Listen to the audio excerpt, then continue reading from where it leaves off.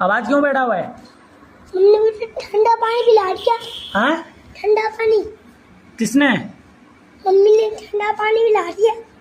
तो क्या हुआ था ठंडा पानी से? ठंडे पानी से आवाज बैठ गई। अच्छा, तो कौन सा पानी पीना चाहिए फिर? गर्म पानी। गर्म पानी? गर्म पानी से क्या होता है? गर्म पानी से आवाज नहीं बैठती है। अच्छा, आवाज़ नहीं बैठती है। अच्छा, इधर देखो, आपको किसने भेजा पढ़ने के लिए?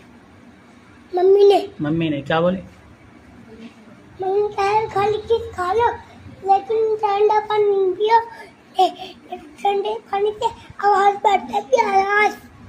अच्छा, तो तुम्हारी आवाज़ बैठ गई है।